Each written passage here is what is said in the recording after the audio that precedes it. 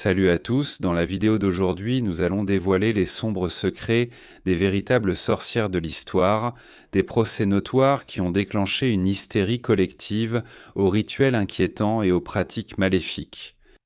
Peut-être que certaines de ces sorcières ont été incomprises, mais parfois quelque chose de bien plus sinistre se produisait dans l'ombre. Alors, rejoignez-moi pendant que nous explorons tout cela et bien plus encore. Pour notre première histoire, nous allons revenir au début des tristement célèbres procès des sorcières de Salem. Dans la ville puritaine de Salem, dans le Massachusetts, en 1692, le révérend local Samuel Parris devint de plus en plus inquiet pour le bien-être de sa fille de 9 ans, Betty, et de sa nièce de 11 ans, Abigail. Les deux filles avaient commencé à se comporter de façon frénétique, criant de douleur, affirmant être pincées par des forces invisibles et faisant des crises. Samuel Parris chercha désespérément l'aide d'un médecin local, William Griggs. Griggs examina les filles, mais ne put diagnostiquer aucune maladie connue. Il déclara donc que la seule raison pour laquelle les filles souffraient était qu'elles avaient été possédées par le diable. Pour aggraver les choses, deux amies des filles Parris, Anne Putton et Elizabeth Hubbard, commencèrent également à se plaindre de visions et d'hallucinations mystérieuses. La panique s'est emparée de la colonie de Salem, et les dirigeants de la ville ont déclaré que Salem était attaquée par des forces surnaturelles. L'hystérie qui s'est emparée de Salem allait finalement conduire à la chasse aux sorcières la plus tristement célèbre de l'histoire américaine. Les procès de sorcellerie qui ont eu lieu ont abouti à l'accusation de près de 200 personnes pour sorcellerie, avec 19 personnes exécutées et 5 autres mortes en détention. Bien que tant de personnes aient été accusées, la plupart restent un mystère. Mais une femme nommée Tituba serait au centre de l'hystérie et resterait dans les mémoires comme la première femme accusée de sorcellerie lors des procès. L'histoire des origines de Tituba reste floue, mais certains chercheurs pensent qu'elle était très probablement issue de la tribu Arawak du Venezuela avant d'être capturée et emmenée à la Barbade pour y être vendue comme esclave. Cependant, malgré la théorie de certains chercheurs, certains historiens pensent aussi qu'elle pourrait avoir été originaire de la Barbade. L'histoire principale de la façon dont Tituba est arrivée à la Barbade commence avec un marin anglais. En juillet 1674, le capitaine Peter Rodd du Kent, en Angleterre, a quitté la Barbade à bord de son navire, le Sanoia, à destination de la côte nord-est de l'Amérique du Sud. Ses intentions étaient d'enlever des Amérindiens pour les vendre comme esclaves, ainsi que de commercer avec les tribus plus amicales. Le capitaine Rodd arriva à la rivière Amakura et commença à chercher d'éventuelles cibles. En remontant la rivière, il rencontra des groupes d'hommes voyageant en pirogue, à qui on demanda de monter à bord du navire pour commercer. Ces hommes ne furent pas faits prisonniers, car Roth affirmait que les esclaves femmes étaient trop préférées et que certaines tribus étaient protégées par la couronne anglaise. Finalement, Roth rencontra 8 femmes et 2 enfants qui souhaitaient échanger des marchandises. Pourtant, Roth avait un autre objectif et élabora un plan pour kidnapper le groupe qui monta également à bord de son navire pour commercer. Le capitaine du navire, William Price, et son équipage réussirent à capturer les femmes et mordre le cap en aval sur la rivière Amakura, puis vers l'Atlantique pour un voyage de retour à la Barbade. Bien que les historiens s'accordent à dire que cela est plus probable, il existe la possibilité que Tituba descende d'un groupe d'Arawak qui avaient été emmenés à la Barbade pour apprendre aux colons à cultiver la terre. Cependant, une grande incohérence dans cette histoire est que dans les années 1650, la plupart des Arawaks étaient soit morts, soit retournés sur le continent. On pense qu'il ne restait plus d'Arawaks sur l'île. Malgré les mystères entourant ses origines, Tituba fut finalement acheté par Samuel Parris, un propriétaire de plantation de sucre à la Barbade. Parris a étudié la théologie à Harvard pendant que son père dirigeait la plantation, mais il est parti sans terminer son diplôme. Après la mort de son père, en 1678, il est retourné à la Barbade, mais la plantation souffrait de la baisse des prix du sucre, ainsi que d'un ouragan qui avait détruit les entrepôts. Il a donc décidé de laisser derrière lui cette série de malchances et a déménagé avec sa femme, Elizabeth Elridge, et leurs 3 enfants à Salem, où il a été accepté comme le révérend local. À cette époque, Tituba les aurait accompagnés à Salem en tant qu'esclaves domestiques. Les femmes esclaves amérindiennes n'étaient généralement pas mises au travail dans les champs, mais étaient considérées comme de bonnes cuisinières, et étaient donc principalement chargées des tâches domestiques dans la cuisine ou au sein du foyer. Les esclaves amérindiens sont restés peu nombreux par rapport aux esclaves africains. Ainsi, les aventures de Roth à travers l'Amérique du Sud visaient peut-être à augmenter le nombre d'esclaves domestiques. L'une d'entre elles pourrait avoir été Tituba. Après être arrivée dans le Massachusetts en 1680, la famille s'est installée à Salem après avoir finalement réglé un différend salarial. Certains villageois étaient heureux d'accueillir les paris avec de généreuses contributions, permettant à la famille de recevoir un salaire décent, tandis que d'autres habitants de la ville n'est pas aussi enclins à contribuer. Salem était une ville plongée dans des querelles amères.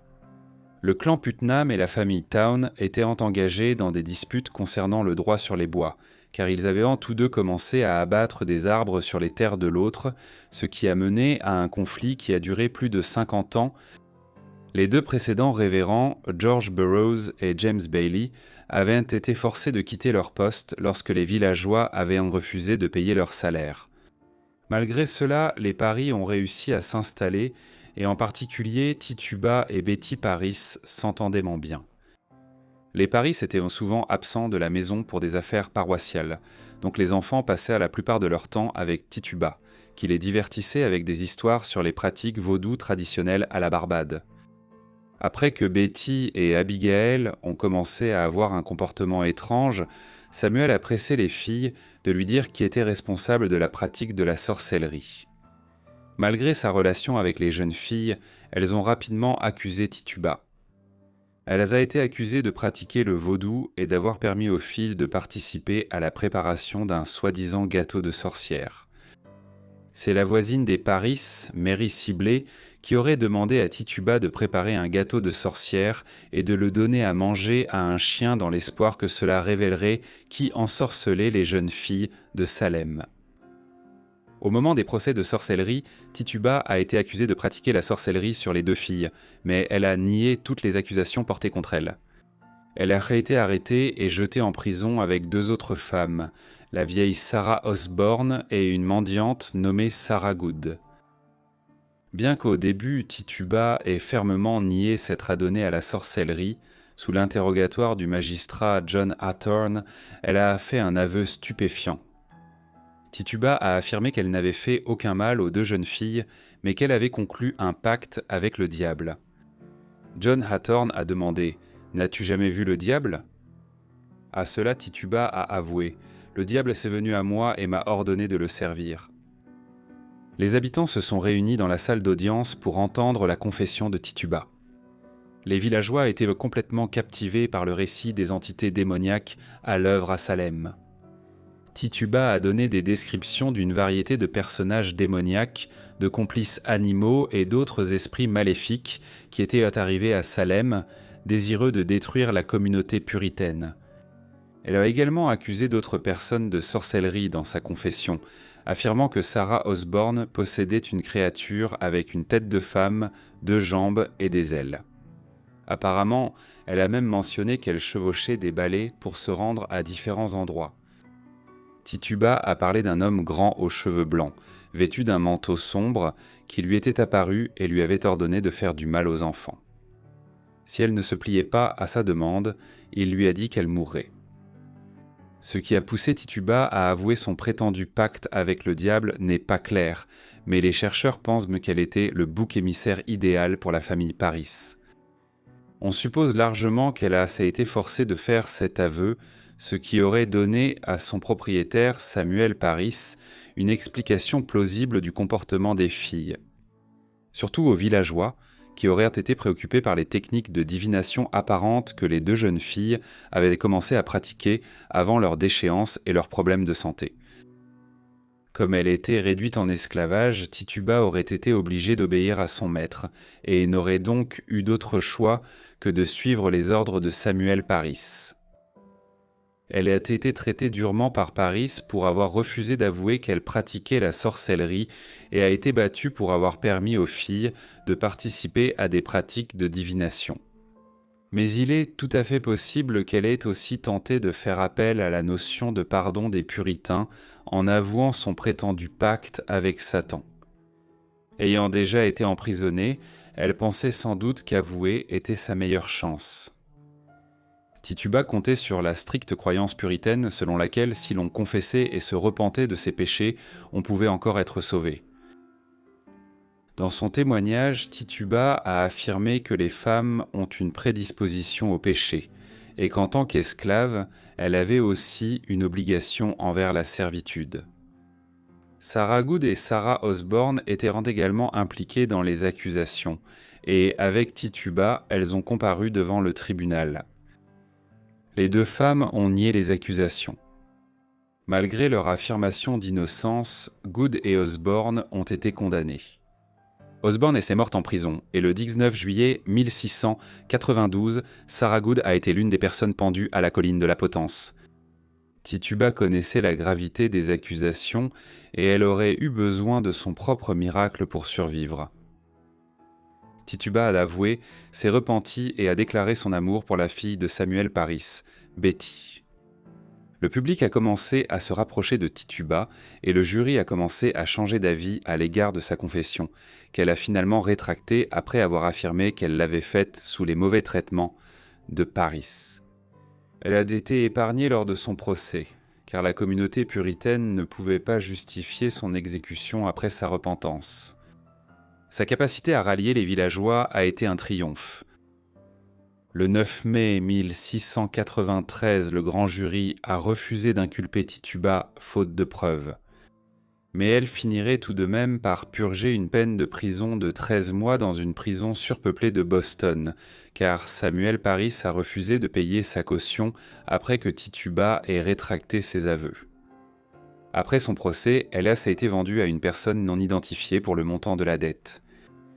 Tituba disparaît ensuite des archives historiques. Elle a été immortalisée dans de nombreux récits fictifs et est devenue l'un des personnages les plus fascinants des procès des sorcières de Salem. Bien que peu de choses sur sa vie aient été documentées, son héritage perdure. Ensuite, nous allons nous rendre au début du XIXe siècle pour nous pencher sur la vie et la légende de la sorcière blanche de Rose Hall. La femme qui allait plus tard être connue sous le nom de la sorcière blanche de Rose Hall est née sous le nom d'Annie Patterson, quelque part en Grande-Bretagne, en 1802 d'une mère anglaise et d'un père irlandais. Son lieu de naissance exact reste incertain, et certains récits suggèrent qu'elle serait née en Écosse. La famille d'Annie a rapidement déménagé en Haïti, alors qu'Annie avait environ 9 ou 10 ans. À cette époque, une partie de l'île d'Hispaniola avait connu de graves troubles politiques et sociaux dans les années 1790 et 1800. Cela était en grande partie dû à ses origines en tant que colonie sucrière française, qui ne pouvait pas être contrôlée depuis Paris pendant les guerres révolutionnaires françaises et les guerres napoléoniennes qui ont suivi. Peu de temps après l'arrivée de la famille en Haïti, les parents d'Annie sont morts de la fièvre jaune, une maladie tropicale dont les symptômes ressemblent à ceux de la jaunisse. Par la suite, Annie aurait été élevée par sa nourrice, qui était prêtresse vaudou à une époque où Haïti était un centre du vaudou.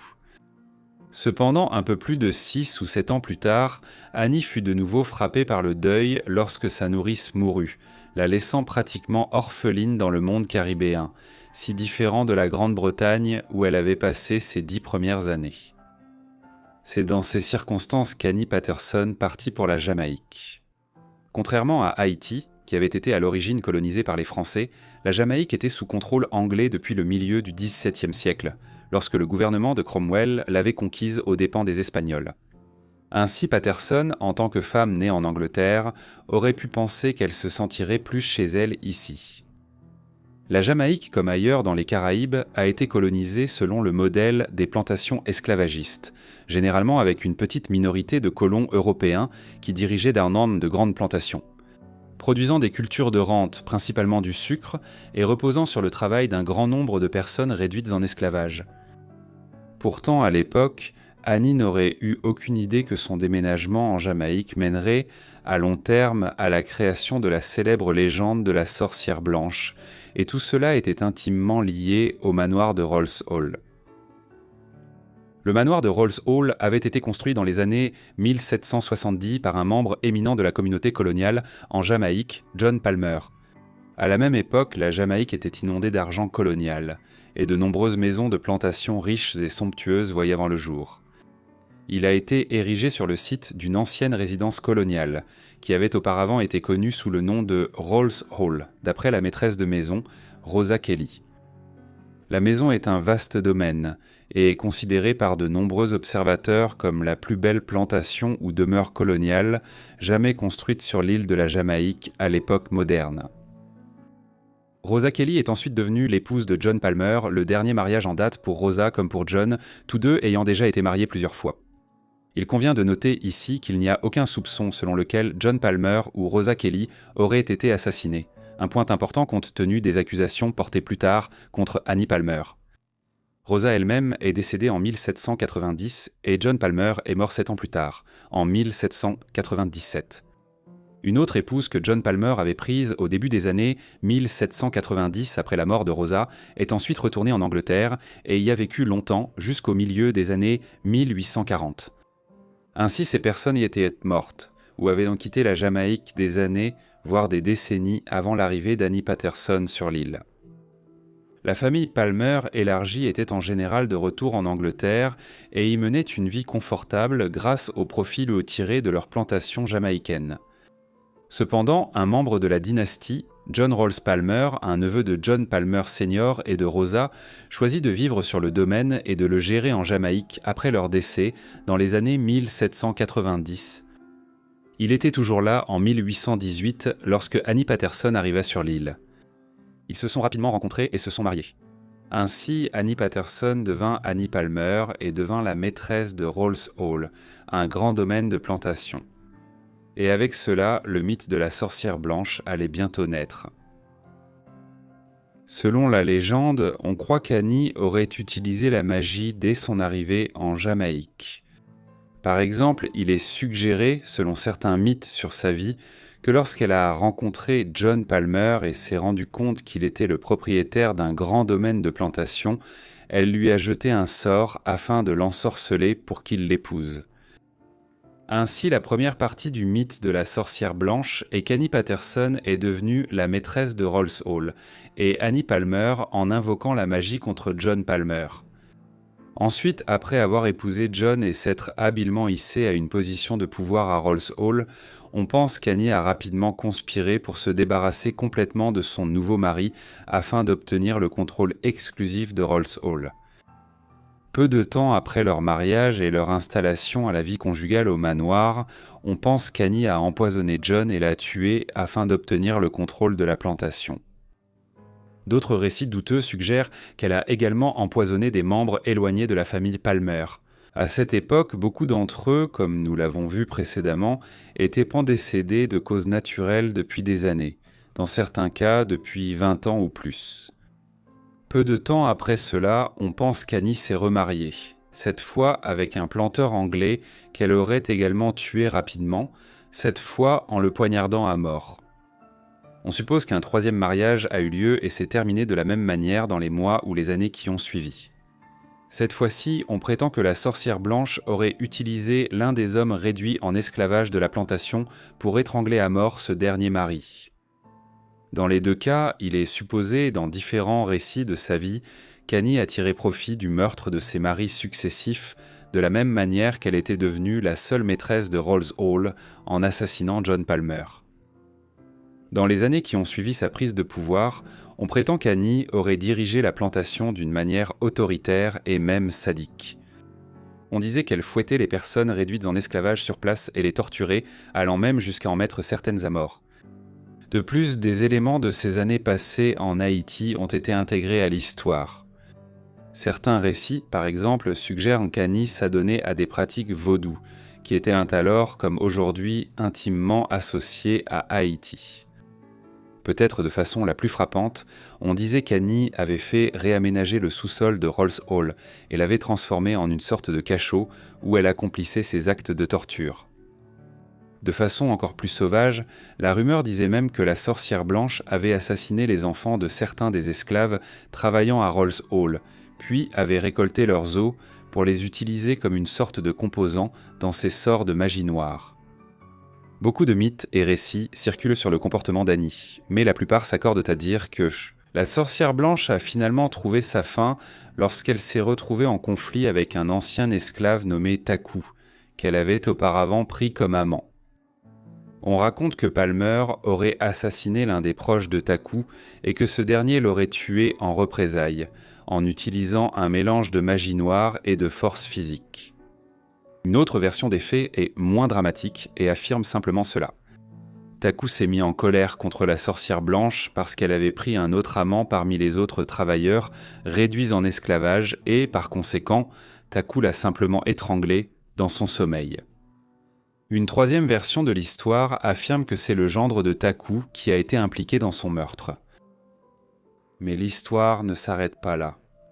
Différentes versions affirment que, dans les mois et les années qui ont suivi sa mort, l'esprit d'Annie a continué à errer dans le manoir et sur les terres de Rolls Hall, terrorisant les esclaves et les domestiques qu'elle cherchait désormais à punir pour ne pas l'avoir protégée de son vivant.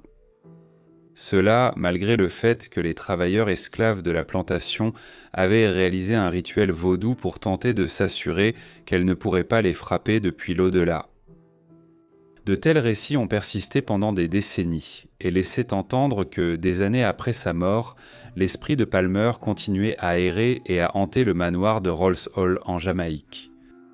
Ainsi, la sorcière blanche tueuse était désormais une entité fantomatique, cherchant peut-être à se venger même après la mort. Alors, ce mythe de la sorcière blanche pourrait-il avoir un quelconque fondement dans la réalité ? La réponse est en grande partie non. En réalité, Annie Palmer et John Palmer ont quitté Rolls Hall peu de temps après leur mariage. Vers 1820, malgré la grandeur du manoir, le domaine avait rencontré d'énormes problèmes financiers au début du XIXe siècle, car l'esclavage était progressivement interdit puis totalement aboli dans l'ensemble des possessions coloniales britanniques. Lorsque cela s'est produit, John Palmer a finalement dû céder la propriété du manoir de Rolls Hall à ses créanciers, et lui et Annie ont quitté le domaine définitivement.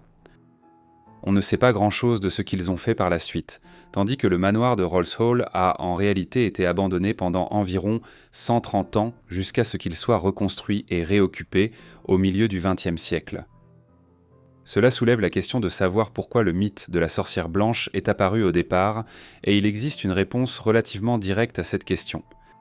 En 1868, une histoire a été publiée à propos du premier propriétaire de Rolls Hall, Rolls Palmer, qui a vécu des décennies avant l'arrivée d'Annie Palmer sur les lieux. Comme le mythe d'Annie, Rolls Palmer avait eu plusieurs maris et avait été en grande partie responsable de Rolls Hall. Au fil des années qui ont suivi, des détails supplémentaires ont été ajoutés, ce qui a ensuite renforcé le mythe de la sorcière blanche. Le plus significatif à cet égard fut un livre sur l'histoire locale de la Jamaïque publié en 1911 ainsi qu'un roman en 1929 qui complétait le mythe de la sorcière blanche. Dans ce dernier cas, un siècle s'était écoulé depuis l'époque des prétendus méfaits de Palmer et il ne restait plus personne pour contester ces contre-vérités. Ainsi, le livre publié en 1929 comme une œuvre de fiction et qui n'était pas destiné à être interprété comme un reportage historique précis est entré dans les archives comme un élément de pseudo-histoire. Néanmoins, bien que la véritable histoire d'Annie Palmer soit bien connue aujourd'hui, beaucoup de gens en Jamaïque considèrent encore Rolls Hall comme une maison hantée. De nombreuses histoires racontent que le manoir serait hanté par une silhouette en velours vert portant des vêtements du début du XIXe siècle qui entraient les terres du domaine. Dans d'autres versions, une femme en blanc erre autour de la maison, tandis que d'autres récits rapportent encore que des cris peuvent être régulièrement entendus depuis Rolls Hall la nuit. Surtout dans le sous-sol, qu'Annie aurait transformé en cachot, mais qui aujourd'hui est une boutique de souvenirs dans ce qui est devenu un site touristique. Ainsi, bien que le mythe d'Annie Palmer et de la sorcière blanche de Rolls Hall ait été rejeté comme rien de plus qu'une histoire, on continue de croire à des éléments résiduels de ce récit d'horreur jamaïcain aujourd'hui, et il semblerait que ce soit pour de bonnes raisons.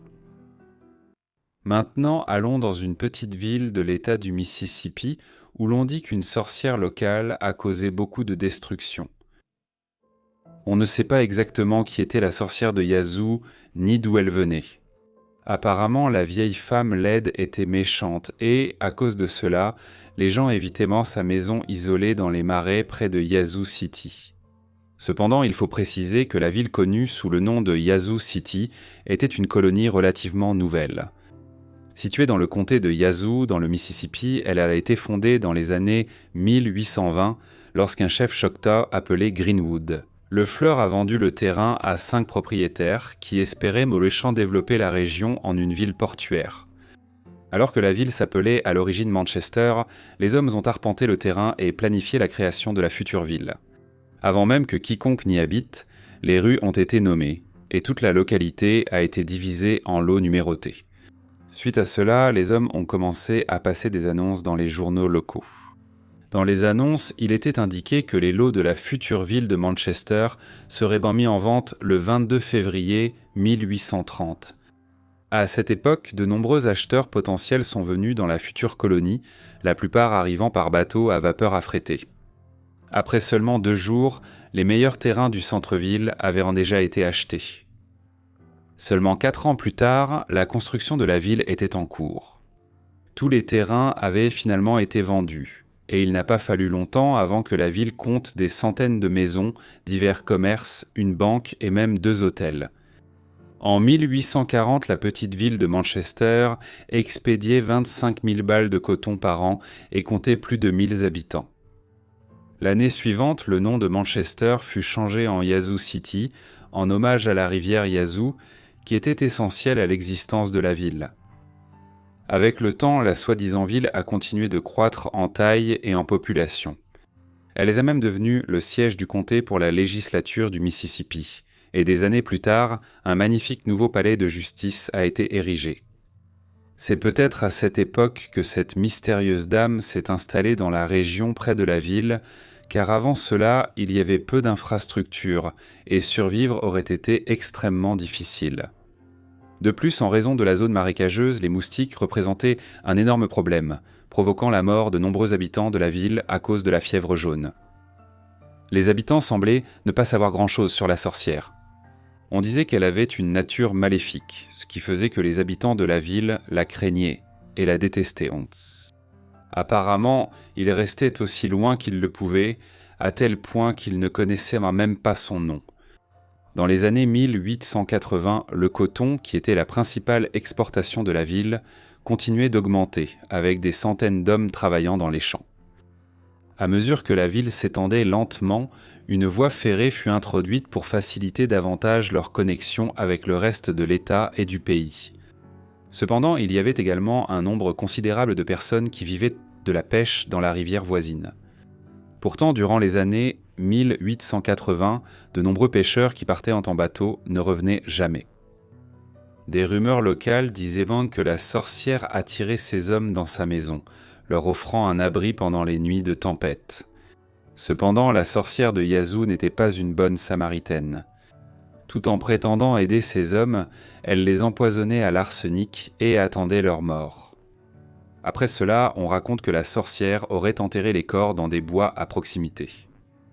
En raison de la densité de la forêt et de l'isolement du lieu, elle pensait que personne ne découvrirait jamais ses agissements maléfiques. Avec le temps, les habitants du village commencèrent à soupçonner la mystérieuse sorcière d'être responsable de ces disparitions. Mais bien sûr, il n'y avait aucune preuve, donc rien ne pouvait être prouvé. Cependant, tout cela changea à l'automne 1884. C'était vers le crépuscule lorsqu'un garçon nommé Joe Bob de Guette se trouvait sur son radeau, passant près de la partie marécageuse de la rivière, qui se trouvait justement près de la maison de la sorcière. En dérivant dans cette zone, Joe entendit un cri terrible provenant de la maison de la sorcière. Intrigué, il décida de s'approcher pour voir de plus près. Alors il se dirigea vers la berge, attacha son radeau et courut jusqu'à la maison. Une fois sur place, Joe jeta un coup d'œil par la fenêtre, mais rien ne pouvait le préparer à ce qu'il vit. Sous les yeux de Joe se trouvaient 2 hommes sans vie allongés dans le salon. Il aperçut aussi une vieille femme un peu plus loin qui regardait vers le plafond en chantant des mélodies étranges et effrayantes tout en agitant ses bras en cercle de manière désordonnée. Choqué et craignant pour sa vie, Joe courut immédiatement vers son radeau, le détacha et repartit vers Yazoo City.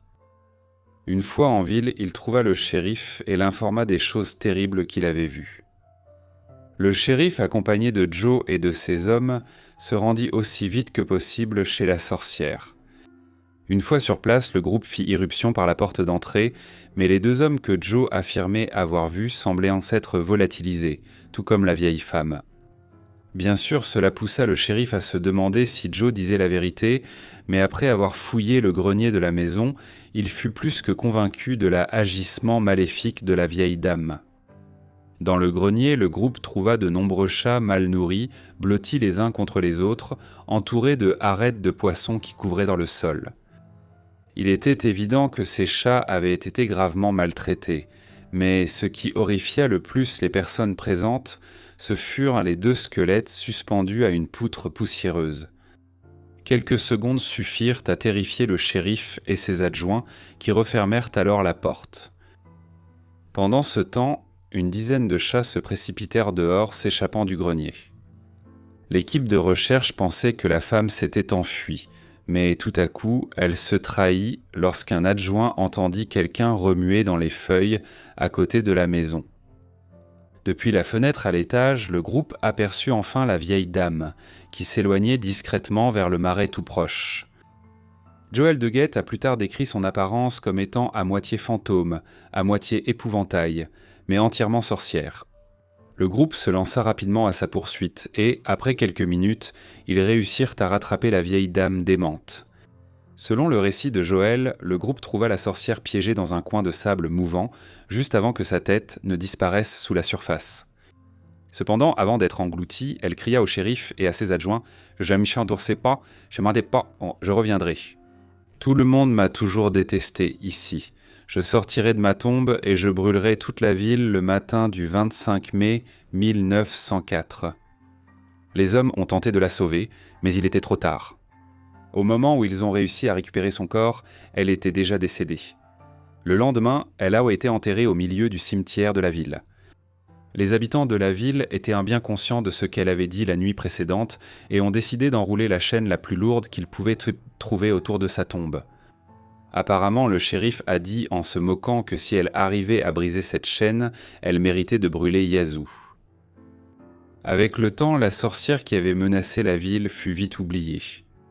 Au début des années 1900, Yazoo City comptait des centaines de bâtiments et l'électricité était répandue avec des lampadaires allumés toute la nuit.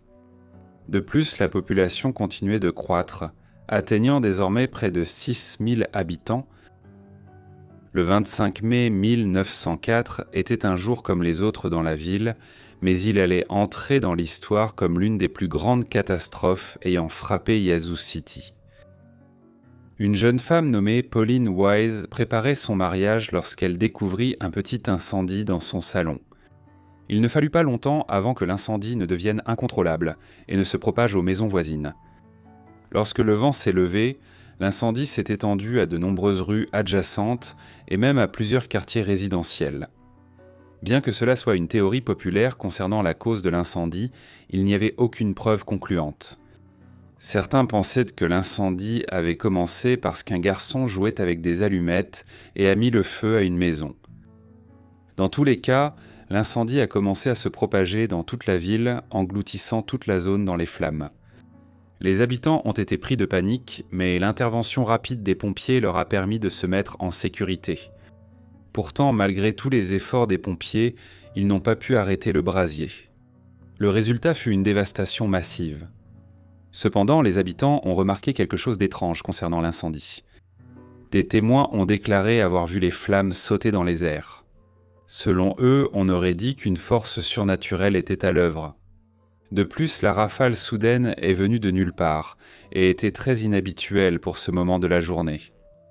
Au final, l'incendie a détruit plus des 3/4 de la ville, avec plus de 200 maisons et presque tous les commerces réduits en cendres et en décombres.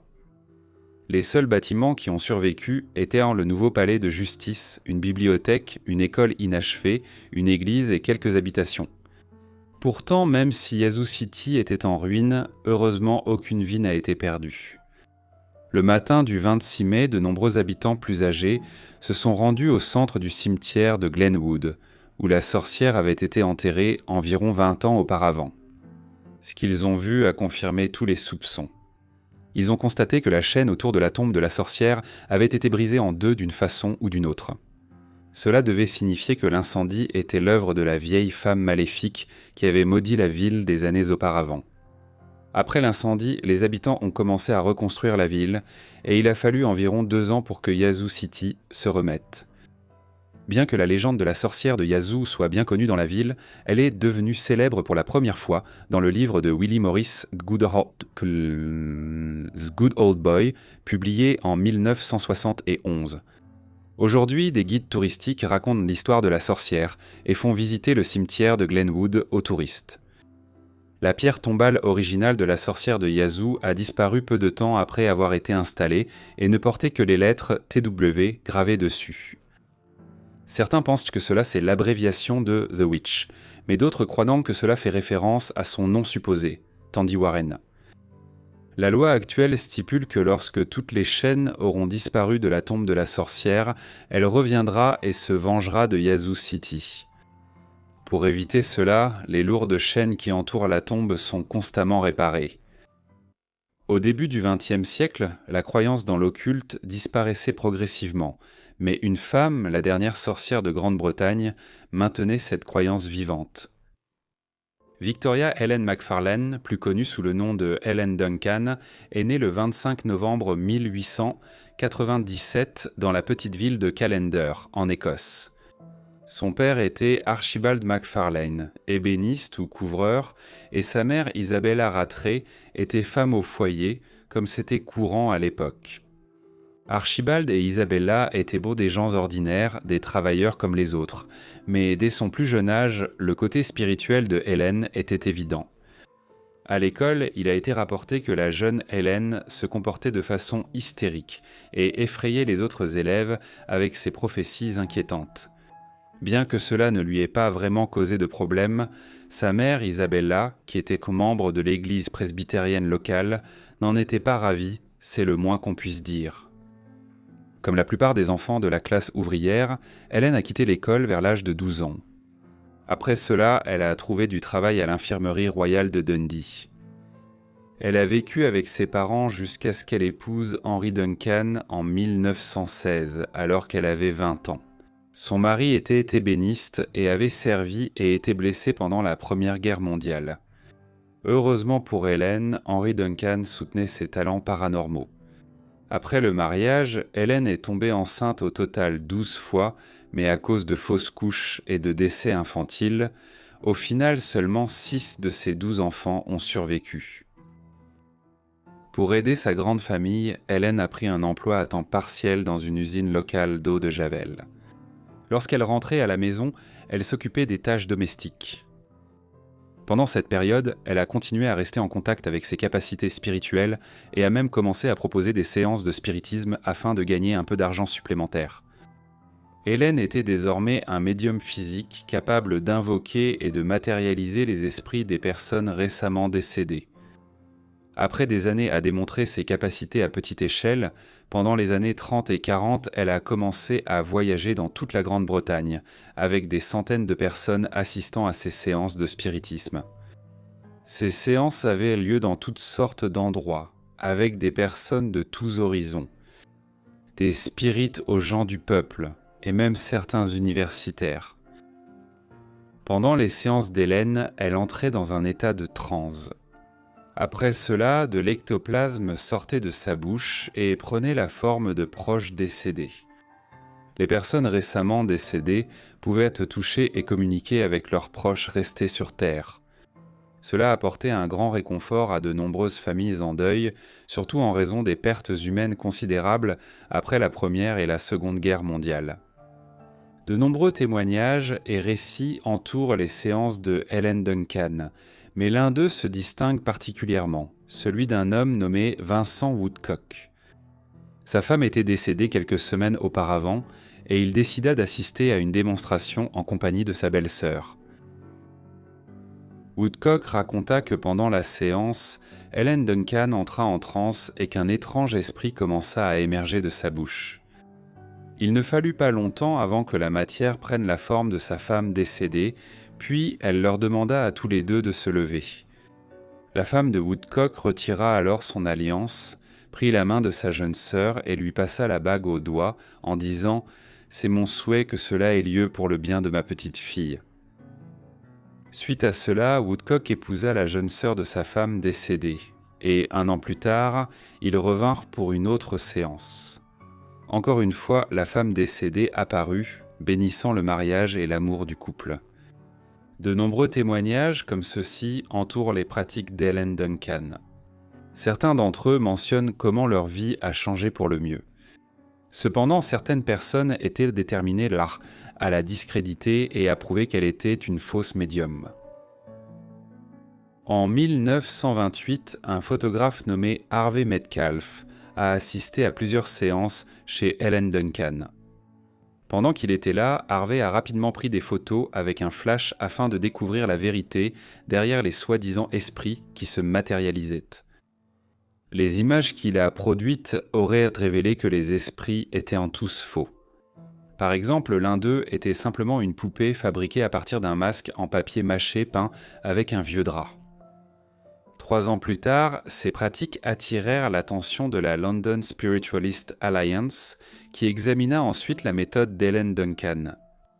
À cette époque, nombre de ses détracteurs pensaient qu'elle régurgitait un tissu de coton afin de créer l'effet d'un ectoplasme. Pourtant, les enquêtes à ce sujet ont donné des résultats différents. Certains ont même suggéré qu'elle cachait le tissu dans son nez, car il était connu qu'elle avait des saignements de nez pendant les séances.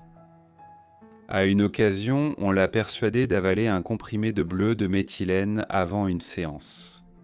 De cette façon, tout objet régurgité serait bleu, prouvant ainsi la vérité derrière l'ectoplasme. Néanmoins, les récits divergent, l'un affirmant qu'aucun ectoplasme n'est apparu. Pendant ce temps, un autre affirmait qu'elle produisait toujours un ectoplasme blanc et pur. Jusque-là, il n'était pas clair à quel point ces pratiques étaient légitimes. Malgré cela, des gens de tout le pays continuaient d'assister à ces séances.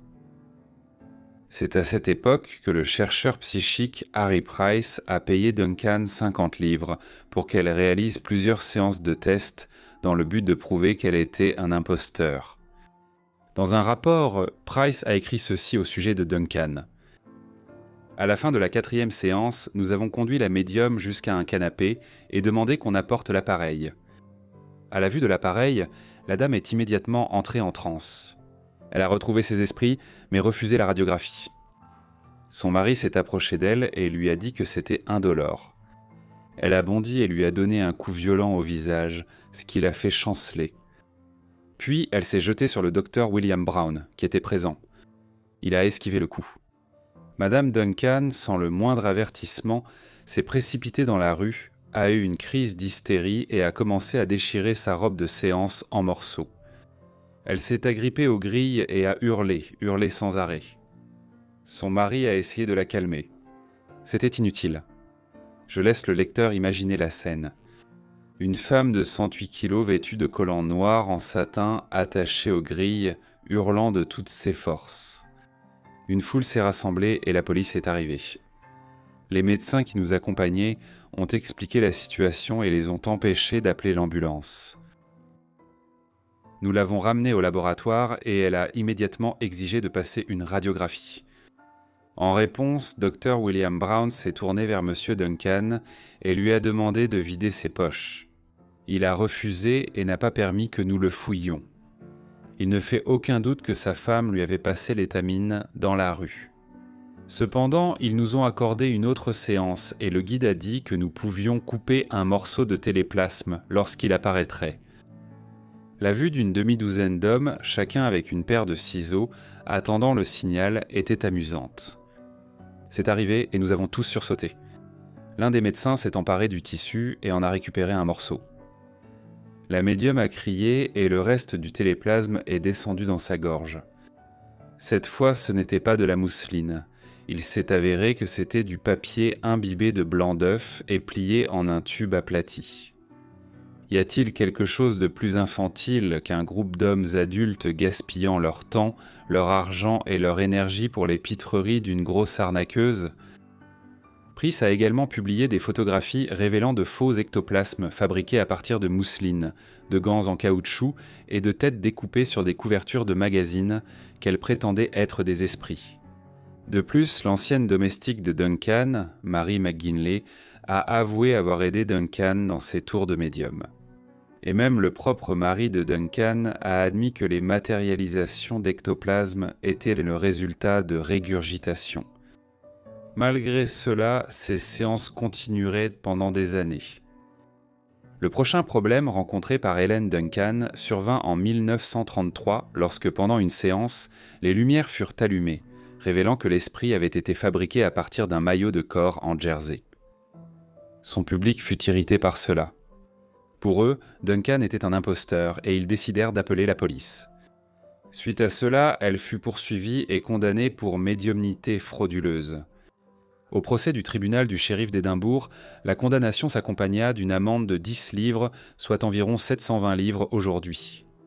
Néanmoins, ces pratiques ont continué. Lorsque la Seconde Guerre mondiale a éclaté, la demande pour ces services a fortement augmenté, des proches inquiets cherchant à connaître le sort de leurs êtres chers ou à communiquer avec ceux qu'ils avaient perdus. Jusqu'à présent, les autorités ne s'étaient pas vraiment intéressées à elles, à part l'amende reçue en 1933.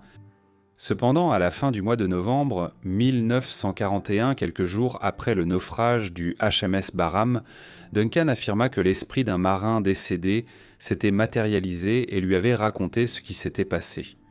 Pourtant, ce qui était intéressant, c'est que seuls les proches parents de ceux qui étaient décédés connaissaient le sort du navire. Afin de maintenir le moral des Britanniques, la marine avait censuré le naufrage et avait averti les personnes informées de ne discuter de l'information avec personne. Ainsi, comme la marine croyait qu'il n'y avait aucun moyen pour Duncan de le savoir, elle commença à s'intéresser à ses activités. En janvier 1944, Duncan a organisé une séance dans une maison privée à Portsmouth.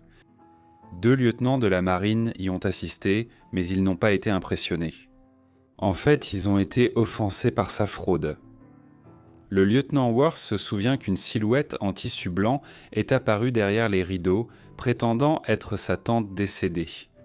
Cependant, sa tante était bien vivante et en bonne santé. La même chose s'est produite plus tard, cette fois en prétendant être sa sœur, mais elle était également vivante. Worth, dégoûté par cela, a signalé Duncan et ses complices à la police.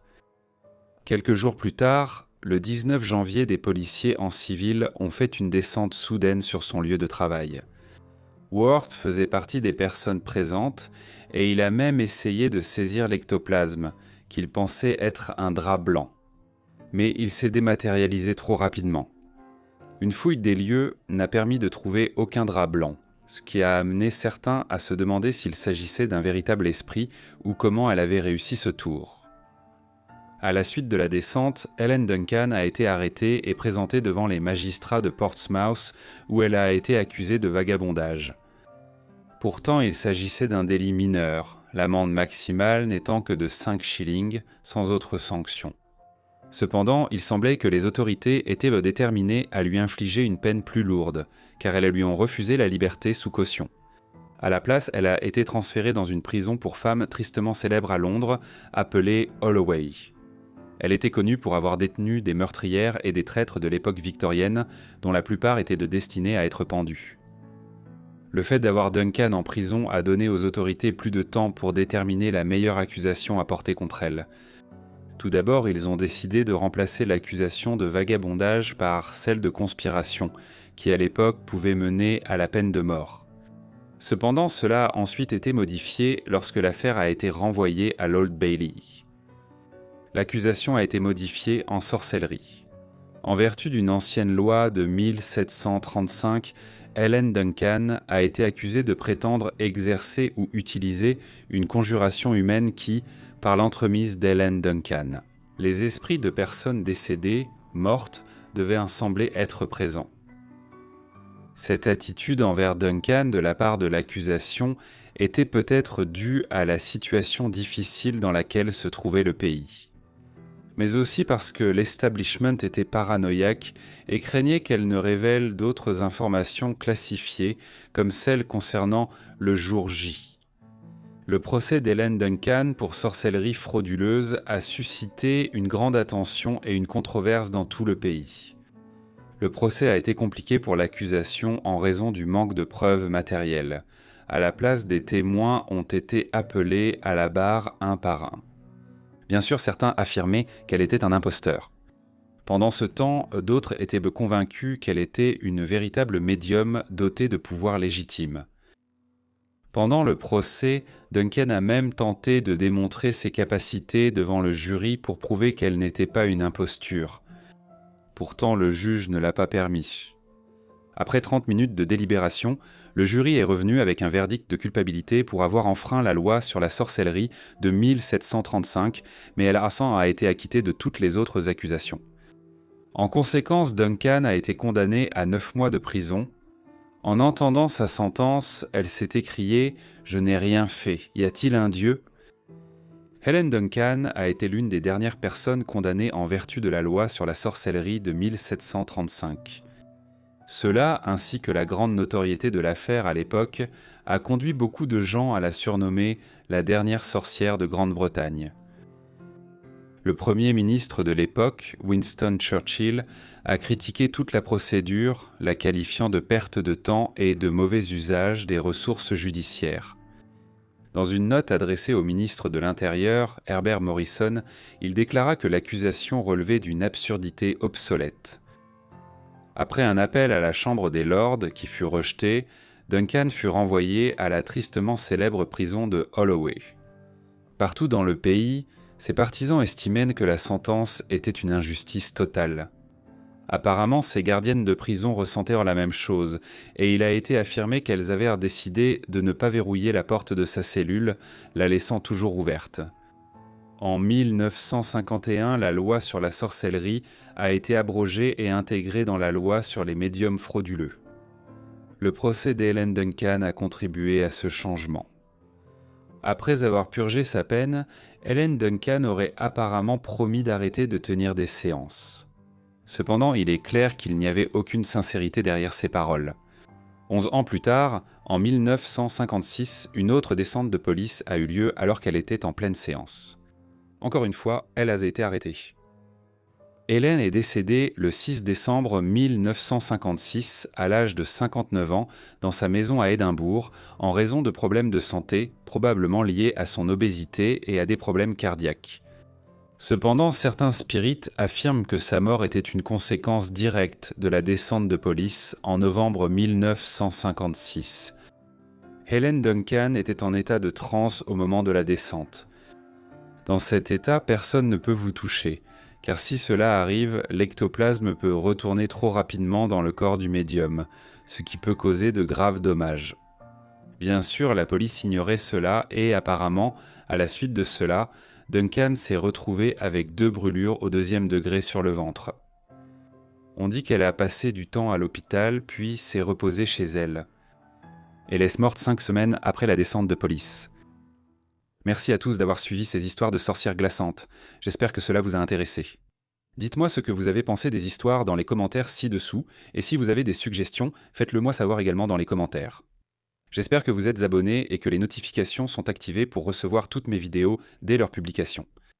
C'est tout pour moi. À bientôt dans le prochain épisode de Forgotten Lives. Merci.